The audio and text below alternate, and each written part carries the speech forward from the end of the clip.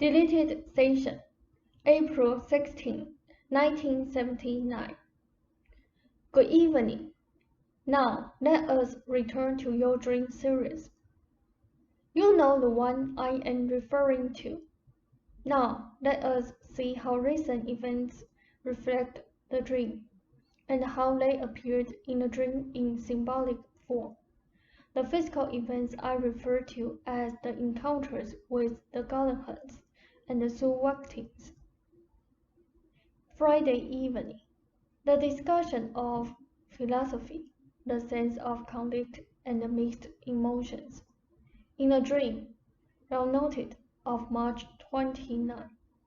They said Bill Gallagher offers to take you out to dinner, and you say you have good food at home. Here the word food refers to nourishment. He offers the nourishment of the world, but the world as he perceives it, and instead you prefer your private nourishment. Bill Gallagher sees a dog eat dog bird, and as mentioned earlier, animals have an entirely different meaning to Bill. The evening found you in a clash of ideas, as Bill painted the world through the most pessimistic of eyes. He saw man's greed for money everywhere predominant. The rest of you to varying extents objected, because he portrayed so clearly the darkest of your own fears and imaginings in exaggerated fashion. To some extent, now, his beliefs stand for a certain conventionalized view of the world. To some extent, those views, colored by a different era, were those of your own father, concerning at least the world of commerce, business, and so forth. You all felt that those dire events of the cultural and social world were somehow transposed over the natural one. Now, Bill Gallagher, with his beliefs about that world, in his mind joined it. He felt that he betrayed himself, that he performed acts that he should not perform in order to fit into its context, and he felt that he must do so in order to survive. You were astonished when Rupert told you how much money the Gallaghers were making, for if Bill sold his soul, few things could have sold it for less. Bill, however, concentrated upon life's regrettable elements, upon the impediments, the dishonesties, and so forth, until it seemed that even if he followed the world's way, he could not succeed. His idea of manliness was such that he insisted upon a conventional job, clear-cut. As the evening progressed, Sue Watkins became more and more upset, as Bill pointed out the toll that society demanded, the impossible stakes, and the penalties that must be paid. Bill feels that his business productive life is coming to an end when he will retire. He spoke of the values that existed when he was young in the world that now are gone. With all of that as background, then look back to the time clock you found, hidden in your dream in a closet. It refers not only to the matters that I have mentioned in past sessions, but also to your ideas of age, and those are also connected to your ideas of manliness, for you want to be a provider. Now, the route you chose was far different than your friends. You did not choose a job as a life endeavor, where money would be clearly paid for acts specifically assigned, nor did you choose a route for which there was any conventional role for you to follow. When you pursue new avenues, there are no such easy ways to assess success or failure, Rob noted intently. She said, thinking in terms of the conventional world, however, you feel sometimes at a loss, for you want to say, "What am I?" in those terms. Rob noted, underlined. Say said, an artist or a writer, or a combination of the two. Ruber wonders, what is he? A writer, a psychic, a combination of the two? The books bear his name, so you feel that they are primarily his.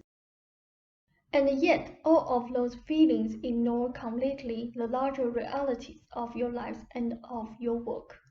If you were just a writer or just an artist, or if Ruber were just a writer or just a psychic, then neither of you would be involved in this endeavor, which is, even in your terms, of such a creative nature that it defies definitions. It does not rest in either of you alone, but rises from joint psychological structures that you have formed together, each using what characteristics you could, psychological structures that you then can use to gain a viewpoint upon reality that is so unique. Next to that kind of achievement, conventional ideas of success or failure are literally ludicrous in basic terms, though I understand the hold that cultural beliefs can still have upon you.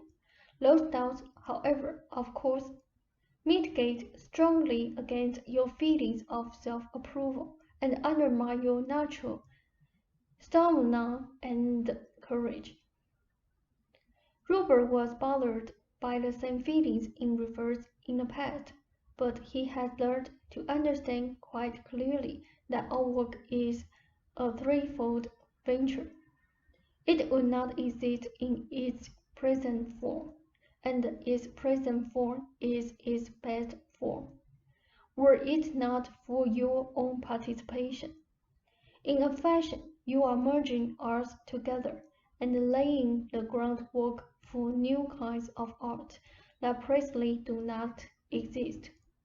You succeed sometimes in spite of yourselves, for it does not escape the Galahans, of course, that you are very well off financially as the very result of the very unconventionality of mind that it seems you sometimes find at least a bit regrettable. The ideas of age bring this kind of thing into focus. They make Bill Callahan, for example, more bitter about his life, for he feels cheated of the rewards when he followed the system. Conventional ideas of age, however, can limit your own ideas of your own creativity. You start thinking how much time is available, when the very creative thoughts themselves make more time available. Take a brief break. Now, beside other reasons, the taxes serve as a focal point, because you feel you must pay tribute to the world that is described by Bill Callahan, and in that world you feel you have no specific conventional role, as earlier mentioned. Ruber used to feel embarrassed because he made more money in those terms than you, and certainly this played some role initially in the symptoms. Rob noted, "Does it still?" They said, "You could not have a job, obviously. You had to take care of him, and it seemed you both saved face. But almost all of your problems come from the unthinking acceptance of conventional ideas that have been allowed to hold sway. The discomfort in the testicle reflects the problem you feel with the masculine role, but the typical masculine role in your country, you must understand, is certainly not primarily that of an artist. If the male has natural abilities that happen to fall among those largely accepted by society, then there is little problem, in that regard at least. But if his natural abilities lie in other directions, then difficulties can arise. You did what you wanted to do. in line with your own natural inclinations, and only when you judge your circumstances against convention's surface beliefs do you lack your own approval. You cannot rate the subjective growth of a personality, lines of comprehension, or the value of ideas given to the world. You are a success in lines that can be felt by the world but not measured. The books are more effective than any letter to a congressman, and you put the substance of your life into your notes. Now give us a moment. Robert's experiences, Ralph noted, of April 12. See the end of the session. They said were excellent, and they affect you beneficially at other levels by releasing comprehensions that will appear in your time. The experiences also kept him from becoming too embroiled in your mood at the time, and by giving him an experience of your own joint greater subjective reality. The reincarnation dream, Ralph noted, see the end of the session. They said, however, had to do with Neely, who resented any tribute paid to Rome and was enraged by the corrupt practices of all the tax collectors. He did not ascribe to Rome's religion or really agree with its government, and he felt that taxes simply represented money given to rogues and thieves to enrich the pockets of the wealthy. He himself believed in austerity. Rupert thinks of taxes as money paid to society for leaving him alone. He pays his dues, so to speak. The dream did involve Saturday's visit with the tax accountant. Ralph noted Jack Joyce. They said, which in a way was a recreation of the dream. Rupert knew a few moments before the man's visit that the taxes would be less than you supposed. He had been worried they might be more, and that you might become more upset. The taxman is a well-meaning individual, far from a rogue, with his own problems, and in a dream this information is realized by you, and hence picked up by Nibby. Joyce, by his very characteristics, in his way stood for the confused but well-meaning enough society.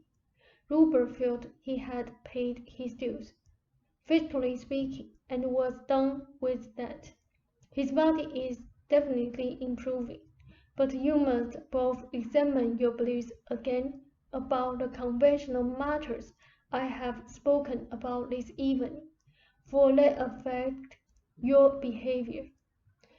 You need to free yourselves in your work. Allow for regular hours, but as I have often told you, arrange for changes of your own choosing. Ordered change is excellent. You lack the give and take with others that jobs provide.